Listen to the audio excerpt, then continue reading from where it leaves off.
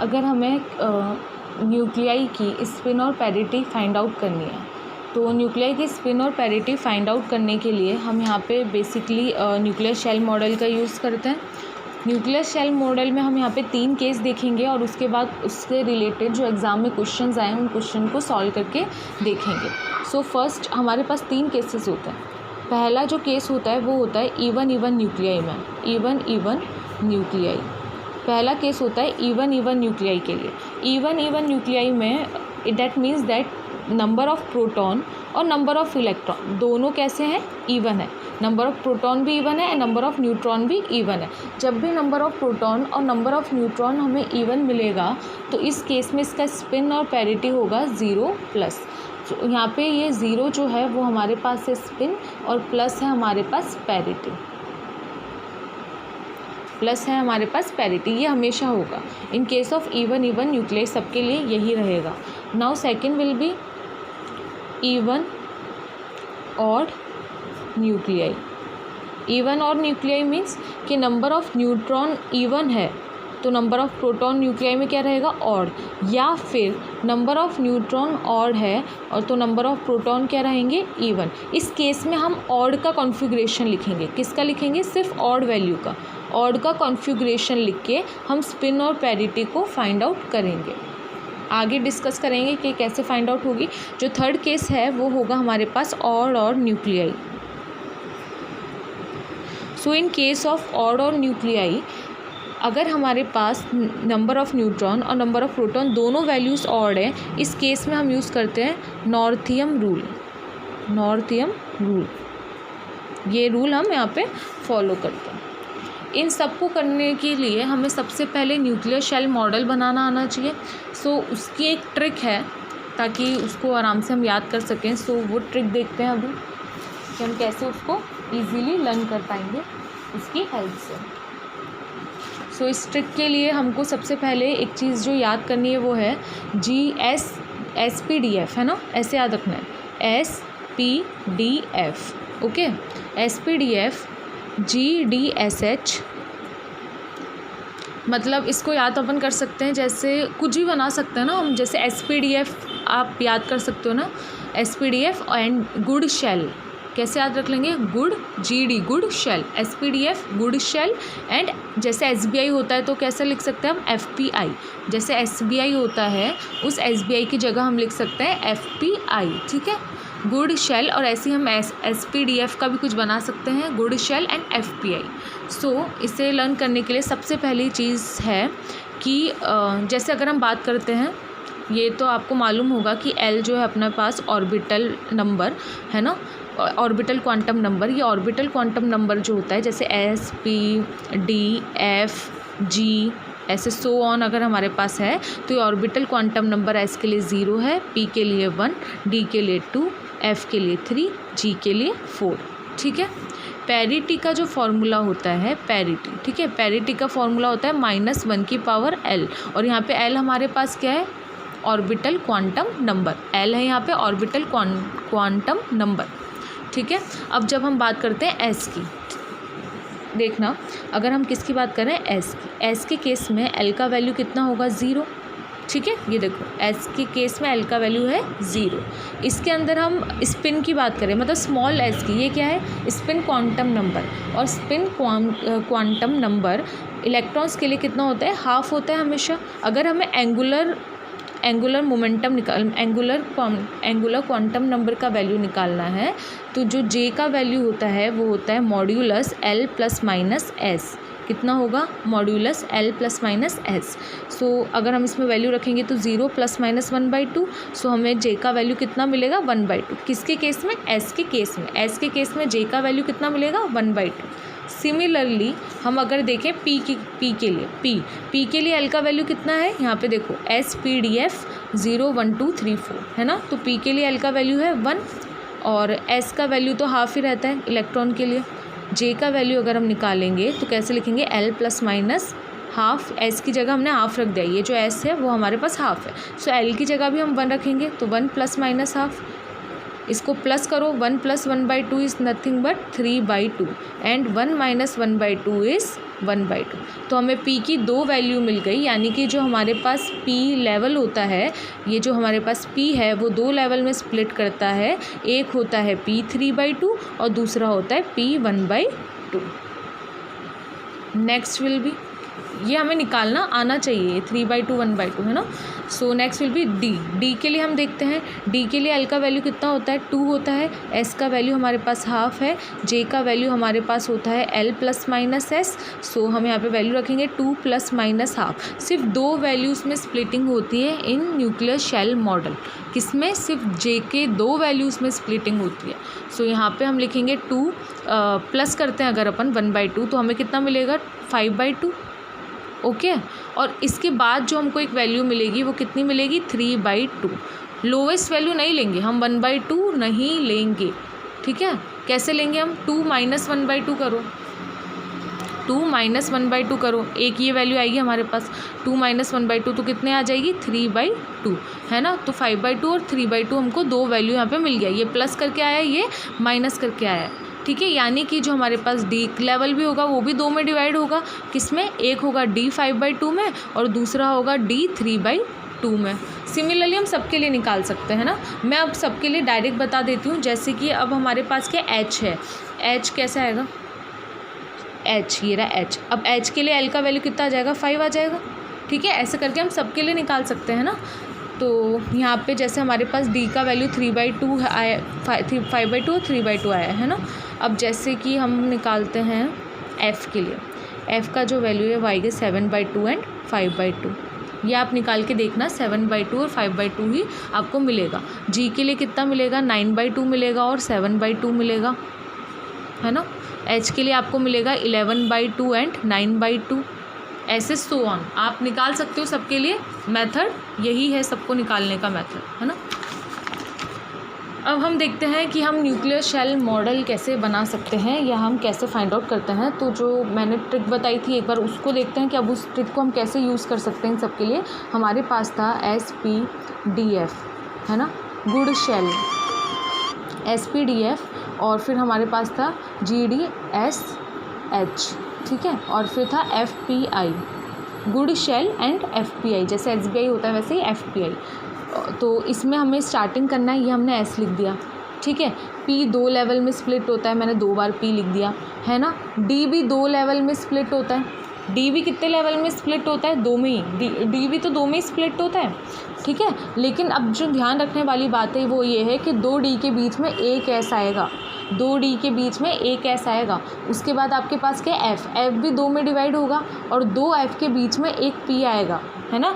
2 F के बीच में कौन आएगा, P आएगा। लेकिन P तो 2 में डिवाइड होता है ना। P क्या होता है 3/2 और 1/2। सो अगर एक P है तो दूसरा P भी आना चाहिए क्योंकि वो तो 2 में डिवाइड होगा, तो ये दूसरा P इसके बाद आएगा, दूसरा P F के बाद आएगा।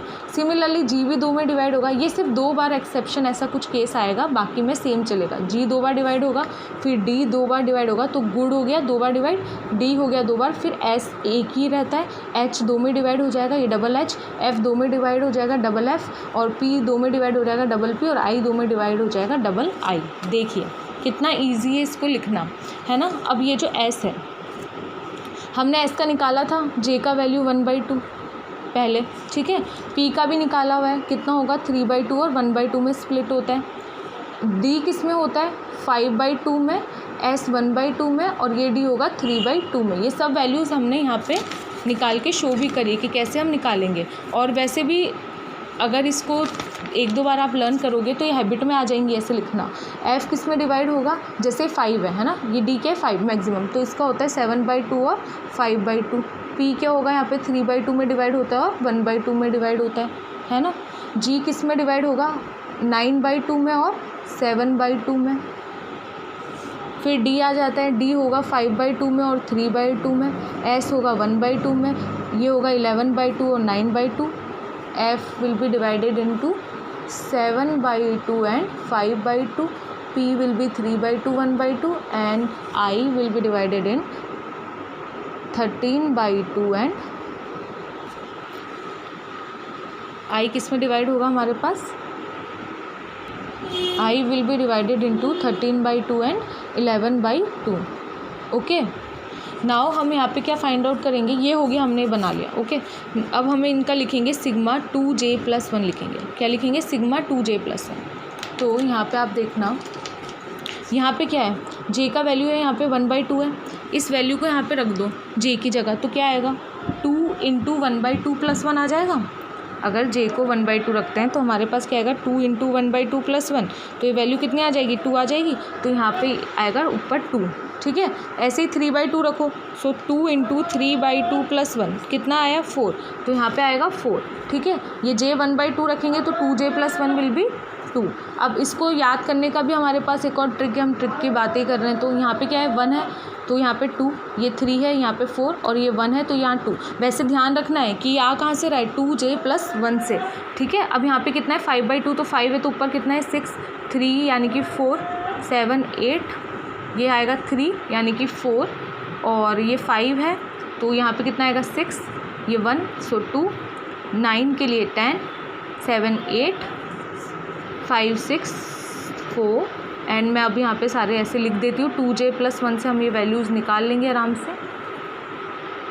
अभी देखेंगे कि इससे हम क्वेश्चंस कैसे सॉल्व करेंगे। ये 4 एंड दिस इज़ 2, 14 एंड 12।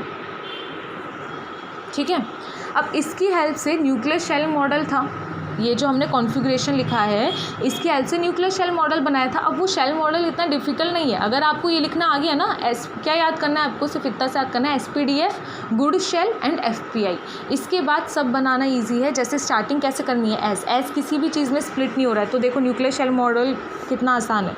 ये एस किसी में स्प्लिट नहीं हो रहा है, यहाँ पे एस का वैल्यू है 1/2। ठीक है, पी आ जाता है, पी 2 में डिवाइड हो रहा है 3/2 1/2, यहाँ से पी आएगा, ये 2 में डिवाइड कर दो इसको, एक होगा p 3/2 और दूसरा होगा p 1/2।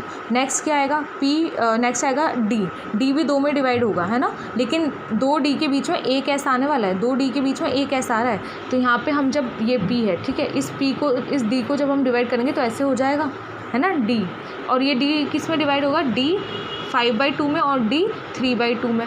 इसी चीज़ में हमें पता चला कि इन दोनों d के बीच में एक s आ रहा है, तो वो s ऐसे आ जाएगा, ये रहा, ये आ गया s 1/2। यहाँ पे क्या आ गया, इन दोनों के बीच में s 1/2 आ गया। नेक्स्ट विल बी f और 2 f के बीच में p आएगा, तो यहाँ पे भी हमारे पास ऐसे कुछ डायग्राम बनेगा, ये f के लिए है और यहाँ पे आएगा हमारे पास f 7/2 और यहाँ पे आएगा f 5/2। अब यहाँ से हमें क्या पता चल रहा है कि एक p है जो f के बीच में आएगा, तो यहाँ पे ये बना देंगे हम ऐसा p और एक p ऊपर की तरफ आएगा, तो ये आएगा p 3/2 और यहाँ पे आएगा p 1/2। ठीक है, बन गया डायग्राम, ये आ गया न्यूक्लियर शेल मॉडल। नेक्स्ट क्या है हमारे पास, g है, g 2 में डिवाइड हो रहा है, तो हमने डायरेक्टली यहाँ पे ऐसे g 2 में डिवाइड कर दिया, एक होगा g 9/2 और दूसरा होगा g 7/2। सो ये g हमारे पास यहाँ पे 2 लेवल्स में डिवाइड हो गया और ऐसे करके हम न्यूक्लियर शेल मॉडल को बना सकते हैं। अब इससे रिलेटेड कुछ क्वेश्चंस देखते हैं जो पेपर में आए हुए हैं। तो ये क्वेश्चन कोटा यूनिवर्सिटी का है जो 2020 में आया था, और कैसे हम शेल मॉडल की हेल्प से सबका स्पिन और पैरिटी फाइंड आउट करेंगे। सो फर्स्ट क्वेश्चन इज़, अगर हमारे पास यहाँ पे हीलियम 2-4 दिया है, दैट इज़ हीलियम का एटॉमिक नंबर 2 है और मास नंबर 4 है। ऐसे ही ऑक्सीजन है, एक सेकेंड, ऐसे ही हमारे पास ऑक्सीजन है जिसका हमारे पास एटॉमिक नंबर 8 है और मास नंबर 16 है। सो इन केस ऑफ 2 हीलियम 4, यहाँ पे देखो ये जो होता है Z, वही नंबर ऑफ़ प्रोटॉन होता है या नंबर ऑफ़ इलेक्ट्रॉन सेम रहता है, तो नंबर ऑफ़ प्रोटॉन कितने हैं, 2 है। नंबर ऑफ़ न्यूट्रॉन अगर हमें निकालना है तो क्या निकालेंगे हम, हम निकालेंगे mass number minus atomic number, यहाँ से नंबर ऑफ़ न्यूट्रॉन हमें मिलेगा। सो यहाँ पे क्या हो जाएगा हमारे पास, या ये यहाँ पे 2 था तो यहाँ पे 2 आ गया। ठीक है, नंबर ऑफ़ न्यूट्रॉन कैसे निकालेंगे, A - Z, तो कितना आएगा 4 - 2, क्योंकि A हमारे पास कितना है, मास नंबर है हमारे पास 4 है और Z हमारे पास 2 है, so number of neutron will be 2। यहाँ देखना प्रोटॉन भी 2 है और N भी 2 है। तो स्टार्टिंग में जब मैंने डिस्कस किए थे आपको मैंने 3 केसेस बताए थे, तीनों के लिए अलग थे। अगर इवन न्यूक्लियाई होगा तो हमारे पास स्पिन पैरिटी डायरेक्ट 0+ आ जाएगी। तो यहाँ पे कैसा हो गया, 2 और 2 इवन न्यूक्लियाई हो गया, यानी स्पिन और parity will be 0+। Similarly 8O16 करेंगे तो यहाँ पर नंबर ऑफ प्रोटॉन कितने हो गए 8, नंबर ऑफ न्यूट्रॉन कितने हो गए A माइनस जेड। ए यहाँ पे कितना दिया है 16, ए कितना दिया है मास नंबर 16, तो 16 minus atomic number will be number of neutron, तो 16 माइनस 8 विल बी 8, ठीक है। तो यहाँ पे भी आ गया 8 मीन्स इवन न्यूक्लियर, तो स्पिन ऑफ पैरिटी कितना हो गया 0+। Now second question is 6C13 and 7N13। इस केस में अगर हम कार्बन वाला लेते हैं तो 6C13, यहाँ पे Z का वैल्यू कितना है 6 है, ये Z ही क्या है नंबर ऑफ प्रोटॉन, यानी ये वैल्यू कैसी इवन। N का वैल्यू कितना होगा 13 minus 6, so it will be 7, that is odd. हम किससे काम करेंगे, सिर्फ ऑड वैल्यू लेंगे, तो यहाँ पे ऑड ये रहा N का वैल्यू, सो N = 7 कॉन्फ़िगरेशन हम लिखेंगे। यहाँ हमारे पास काम आता है न्यूक्लियर शेल मॉडल, जो हमने इतना सारा अभी पढ़ा था वो इसी चीज़ को सॉल्व करने के लिए पढ़ा था, ठीक है। अब देखना N का वैल्यू कितना आ गया 7, हमको इसके लिए लिखना है ना, याद करना है, सबसे पहले ट्रिक याद करनी है SPDF, ठीक है, good shell GDSH good shell है ना, गुड शेल। अब नेक्स्ट विल बी FPI, ये हमने याद कर लिया डायरेक्ट, ठीक है। अब जो करना है वो क्या है SPDF, इसको ऐसे लिखना है SP, 2 D आएंगे, एक ऐसा आएगा, 2 F आएंगे, एक P बीच में आएगा, एक P इसके बाद आएगा, उसके बाद G2 फिर आएगा GDSH, ठीक है, गुड शेल। नाउ अब हमारे पास देखेंगे S 1/2 होगा, P 3/2 होगा और P 2 में डिवाइड होता है तो 1/2 भी होगा, है ना। D किस में होगा 5/2 में, S आया था इनके बीच में तो S आ गया इनके बीच में, और D कितना होगा 3/2। अब पहले हम देखते हैं कि हमारे पास N = 7 हो जाएगा, होगा कि नहीं होगा, सिग्मा, ठीक है, यानी कि सिग्मा 2J+1, 2J+1 यानी कि 7 तक हमें लाना है। सो 1 है यहाँ पे, तो 2J+1 से ये कितना आएगा 2 आएगा, ये कितना आ जाएगा 4, गिन लो 4 5 6, 7 लाने के लिए यहाँ पे सिर्फ एक और करेंगे, हमें 7 मिल जाएगा। देखो 4 सिग्मा 2J+1 का वैल्यू यहाँ पे हमारे पास 4 5 6 7 आ रहा है। कब आ रहा है, जब P 1/2 पे आ रहा है, किस पे आ रहा है P 1/2 पे। तो यहाँ से हम क्या कह सकते हैं कि ये J का वैल्यू है, तो J का वैल्यू हमारे पास है 1/2, और किसके लिए लिखा था हमने कॉन्फ़िगरेशन नंबर ऑफ़ न्यूट्रॉन के लिए लिखे थे, तो JN लिख देते हैं हम कितना 1/2, है ना। और यहीं से हम कह सकते हैं LN, ठीक है, LN का वैल्यू कितना होगा, ये P के लिए L का वैल्यू कितना होता है, P के लिए L का वैल्यू होता है 1, सो LN का वैल्यू कितना होगा हमारे पास 1। और पैरिटी हम निकालते हैं, पैरिटी का हमारे पास फॉर्मूला होता है -1/L, सो यहाँ पे आ जाएगा -1/1, सो ये वैल्यू हमें कितना मिलेगी -1, ठीक है। That means that odd value, that means that odd parity, that इसका मतलब क्या ऑड पैरिटी। तो अगर हम लिखेंगे, किसके लिए लिखेंगे हम, ग्राउंड स्टेट स्पिन और पैरिटी लिखेंगे। क्वेश्चन क्या था हमारे पास, ये 13C6 है ना, हमारे पास क्वेश्चन जो था वो था 13C6। इसके लिए जब हम स्पिन पैरिटी लिखेंगे तो इसकी स्पिन है यहाँ पे 1/2 और इसकी पैरिटी आई है ऑड यानी कि नेगेटिव, यानी कि 1/2 नेगेटिव। सो यहाँ देखना 13C6 1/2 negative spin and parity. Similarly question में नेक्स्ट दिया था 13N7, यहाँ पे क्या है नंबर ऑफ प्रोटॉन कितने 7 है, 7 ऑड है, नंबर ऑफ न्यूट्रॉन निकालिए, हमको इवन मिल गया है। इवन ऑड केस है, ये सेकंड केस है ना, इवन और ऑड, या तो इवन या एक इवन है तो दूसरा कैसा मिलेगा हमें ऑड मिलेगा। उस केस में हम प्रोटॉन के लिए निकालेंगे, ये 7 है तो यहाँ पे न्यूट्रॉन के लिए भी 7 था, तो अगर हम जब इसका ये लिखेंगे तो ये सेम ही आएगा, ये वैल्यू कैसे आएगी सेम आएगी, और यहाँ पे हमको आंसर जो मिलेगा वो 1/2 नेगेटिव मिल जाएगा। Next question is 17O8 and 17F9, ठीक है। 17O8 में नंबर ऑफ़ प्रोटॉन है 8 यानी इवन है, नंबर ऑफ़ न्यूट्रॉन हम निकालेंगे तो 17 - 8, so it will be 9, okay, odd. तो ये वैल्यू क्या आया हमारे पास ऑड आई है, ऑड पे हमें वर्क करना है। सो N = 9, कॉन्फ़िगरेशन अगर हम लिखते हैं N = 9 का, N = क्या है हमारे पास यहाँ पे 9 है, ठीक है, ऑड। अब N = 9 का अगर हम कॉन्फ़िगरेशन लिखेंगे तो वही वापस से SP, इसे जितनी बार लिखेंगे हम उतनी बार हमें याद हो जाएगा, SPDF गुड शेल है ना, FPI, ठीक है। अब लिखना शुरू करते हैं। S 1/2 होगा, P P 2 में डिवाइड होगा 3/2 और P होगा 1/2। ये D आ जाता है, D 5/2 में, D से के बीच में एक S आता है तो S 1/2, फिर D आता है, यहाँ पे आएगा 3/2, D के बाद आता है F जो होगा 7/2, F के बीच में P आता है 3/2, फिर आएगा F 5/2, फिर एक P आएगा जो होगा 1/2, ठीक है, क्योंकि P 2 में डिवाइड होता है तो एक P बीच में, एक P बाद में, फिर G है तो G हमारे पास क्या आ जाएगा, G हमारे पास आ जाएगा 9/2 और एक और G होगा जो होगा 7/2, फिर D आ जाता है 5/2 और D आएगा 3/2 में, ठीक है, S होगा 1/2, H भी 2 में डिवाइड हो जाएगा जो हमारे पास होगा किस में 11/2 में एंड 9/2, ऐसे करके हम चलते रहेंगे। ओके लेकिन हमें कहाँ तक जाना है, सिर्फ n = 9 तक। सो ये ऊपर कितना आएगा 2, कैसे याद करना है 2j + 1, ये रही j की वैल्यू 2 × 1/2 + 1, तो ये वैल्यू कितना आ गया 2, तो यहाँ से 2, ठीक है। ओके ये 3 है तो इधर 4, ये आ गया 2, ये आ गया 6, लेकिन हमें करना 9 ही है तो 4 प्लस करो 4 5 6 7 8 9, यानी कि सिर्फ एक वैल्यू हम अगर इसमें डालेंगे ना तो हमको 9 मिल जाएगा, नंबर ऑफ़ न्यूट्रॉन हमको 9 मिल जाएंगे। तो ये हमारे पास वैल्यू आ गया। यहाँ से हम कह सकते हैं कि अगर D है तो दैट मीन्स दैट L का वैल्यू हमें मिलेगा, अगर D है तो L का वैल्यू हमारे पास है 2 और J का वैल्यू कितना है हमारे पास 5/2। और पैरिटी निकालेंगे हम, तो पैरिटी क्या होता है, पैरिटी का वैल्यू होता है हमारे पास -1 की पावर L, तो -1 की पावर अब क्या आ गया 2 यानी कि 1, इसका मतलब है इवन पैरिटी। ओके सो हम स्पिन ऑफ पैरिटी कैसे लिखेंगे 5/2 पॉजिटिव। सो यहाँ पे देखना हमारे पास जो हमने क्वेश्चन में लिया था 1708, उसका आंसर कितना है 5/2 पॉजिटिव। सेम अब अगर हम इसके लिए देखेंगे फ्लोरीन के लिए 79 के लिए, यहाँ पे प्रोटॉन है और प्रोटॉन के लिए हम निकालेंगे, यहाँ पे न्यूट्रॉन भी तो हमारे पास 9 ही था, तो इसका मतलब है कि जब ये सेम ही है इनका तो इनका कॉन्फ़िगरेशन भी हमको सेम मिलेगा, सो आंसर भी इनका हमको सेम ही मिलेगा।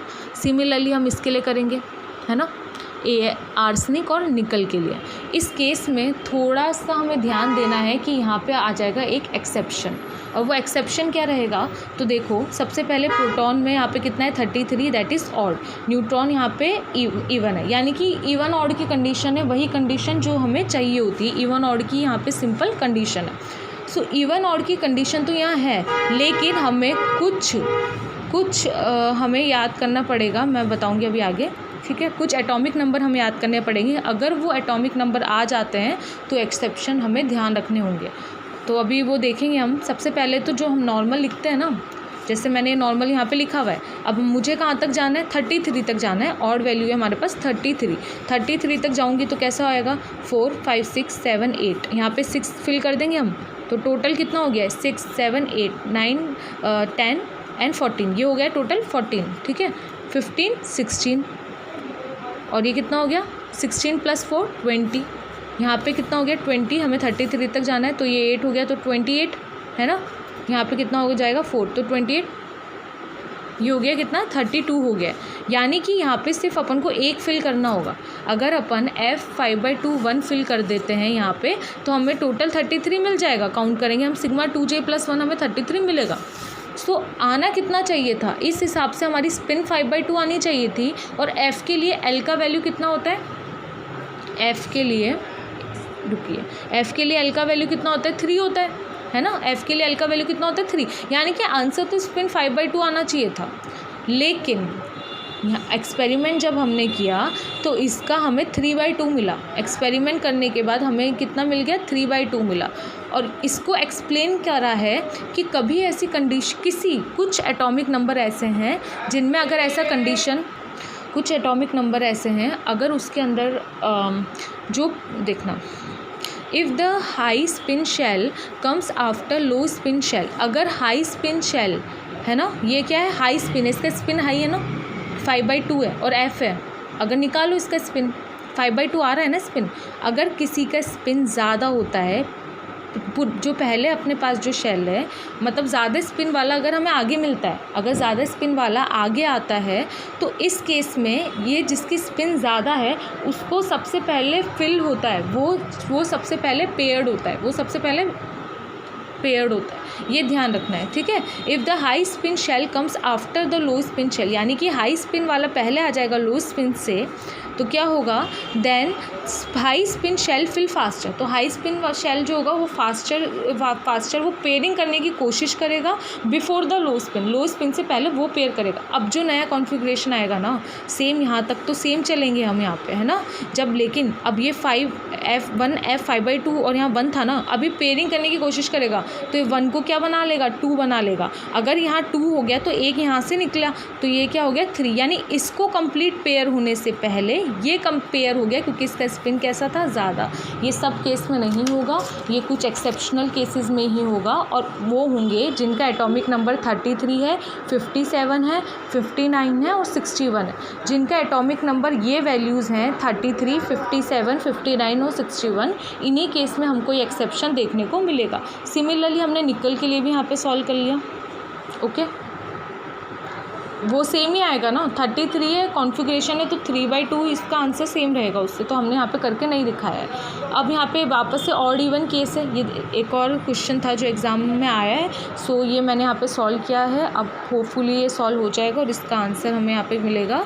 जब हम इसको सॉल्व करेंगे तो 7/2 नेगेटिव मिलेगा और इस वैल्यू को सॉल्व करेंगे तो 9/2 पॉजिटिव मिलेगा। अब हम एक लास्ट केस देखते हैं। हमने पहला केस इवन न्यूक्लियाई जिसका आंसर हमें 0+ मिलता है हमेशा, फिर हमने देखा इवन और न्यूक्लियाई। अब हम लास्ट केस देखेंगे ऑड और न्यूक्लियाई। ये हमारे पास जो लास्ट केस है वो है ऑड और न्यूक्लियाई के लिए, और ये क्वेश्चन 2020 में 5 मार्क्स में आया भी हुआ है। Explain the Nordheim rules with suitable example. तो ऑड और न्यूक्लियाई को सॉल्व करने के लिए हम जो रूल यूज़ करते हैं वो होता है नॉर्दियम रूल। तो हम ये रूल भी समझ लेते हैं। इन केस ऑफ ऑड और nucleus resultant spin of nuclei can be calculated by Nordheim rule. अगर ऑड और न्यूक्लियाई रहा यानी कि नंबर ऑफ न्यूट्रॉन और नंबर ऑफ प्रोटॉन दोनों ऑड रहे तो हम यहाँ पे यूज़ करते हैं नॉर्दियम रूल।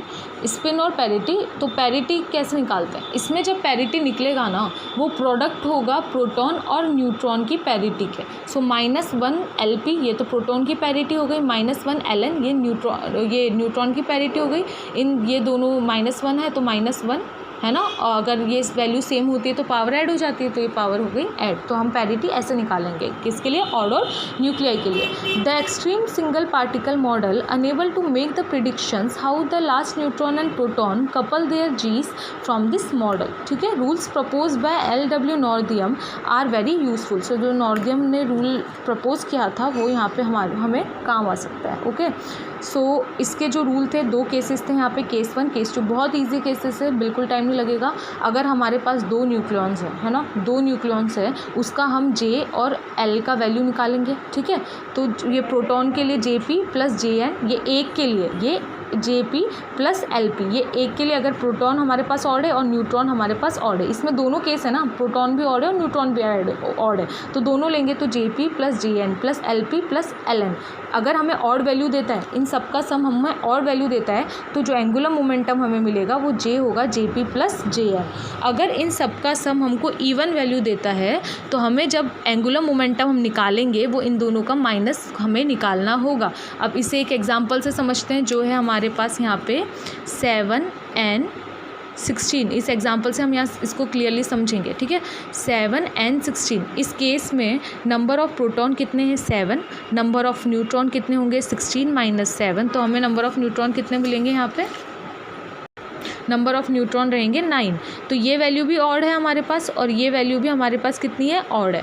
ऑड क्या केस हो गया हमारे पास, थर्ड केस हो गया, यानी कि हम इसको सॉल्व करेंगे बाय यूजिंग नॉर्दियम रूल। नॉर्दियम रूल लगा के हम इसको सॉल्व करेंगे। अब ये रूल लगाने के लिए देखना, सबसे पहले P के लिए निकालो कॉन्फ़िगरेशन, P के लिए निकालो कॉन्फ़िगरेशन अब तो लिखना आ गया होगा, P S1/2, P आएगा 3/2, फिर आएगा P 1/2, फिर D आता है, D के बीच में एक ऐसा आता है, ये 5/2 होगा, ये 1/2 होगा, फिर D आएगा 3/2। अब चलो फिल करते हैं, हमें फिल कहाँ तक करना है, सिर्फ 7 तक ही फिल करना है। सो 2 4 5 6 एक फिल करेंगे, 7 हो गया। हमको ये नहीं लिखना है, हमारा काम यहाँ तक हो गया, तो जहाँ तक हमको फिल करना है सिर्फ हम वहीं तक लिखेंगे कॉन्फ़िगरेशन, तो यहाँ तक हमारा पास हो गया। इसमें J का वैल्यू कितना है, J का वैल्यू है 1/2 और LP का वैल्यू कितना है, P के लिए ये L है हमारे पास 1। ठीक है, तो ये वैल्यू हमें पहले के लिए मिल गई। Next will B neutron. So N का वैल्यू कितना है, यहाँ पे 9 है, तो 9 को हम कैसे लिखेंगे, S1/2, P 3/2, P 1/2 and D 5/2। Fill करते हैं हम यहाँ पे 2 4 ये हो गया 8, एक हमने यहाँ फिल करा तो हमें 9 मिल जाएगा। तो यहाँ पे हम कैसे लिखेंगे, जे एन का वैल्यू हम यहाँ लिखेंगे 5/2 और एल एन का वैल्यू कितना होगा, डी के लिए एल का वैल्यू कितना होता है, यहाँ पे एल का वैल्यू होता है 2 होता है। अब नेक्स्ट हमें क्या करना है, इन सब का एडिशन, तो जे पी प्लस जे N plus L P plus L n, इन सब का एडिशन करेंगे तो 1/2 आएगा प्लस 5/2 प्लस 1 प्लस 2। इसको जब हम ऐड करेंगे तो ये 1 + 2 तो यहाँ 3 हो गया और ये वैल्यू 6/2 दैट इज़ 3, 3 + 3 6। अगर हमारे पास कभी इवन वैल्यू आता है, अगर इन सब का सम इवन वैल्यू आता है तो टोटल जो जे होगा वो कितना होगा, J P minus J N, है ना, J P minus J N, यानी कि कितना होगा 1/2 माइनस 5/2। मॉड्यूलस में तो नेगेटिव साइन तो आएगा नहीं, माइनस करने पे हमको इसका वैल्यू मिलेगा 2, माइनस करने पे हमको इनका वैल्यू कितना मिलेगा 2। सिमिलरली अगर हम क्या निकालेंगे, पैरिटी का फॉर्मूला होता है -1 l n plus L p, so इधर आएगा -1 और ये कितना आएगा, एल एन हमारे पास कितना है 2 है, एल एन 2 है तो 2 + 1 विल बी 3, तो -1 दैट इज़ ऑड। जब भी ऑड पैरिटी आती है तो साइन हम लगा देते हैं नेगेटिव का, इवन पैरिटी आती है तो हम साइन लगा देते हैं पॉजिटिव का। ये अभी हमने एक एग्जांपल सॉल्व कर लिया। अगर कंडीशन में ऐसा होता इसका वैल्यू जे पी प्लस जे N plus L P plus L N, अगर इसका वैल्यू हमारे यहाँ पे इवन मिल जाता, अगर ऐसी कंडीशन होती कि इसका वैल्यू इवन मिल जाता तो हमारे पास जो जे का वैल्यू होता फिर वो हम लिखते J N plus J P, फिर हम इनको ऐड कर देते, वही हमें जे मिल जाता। तो हमने यहाँ पे पूरे तीनों केसेस लर्न कर लिए।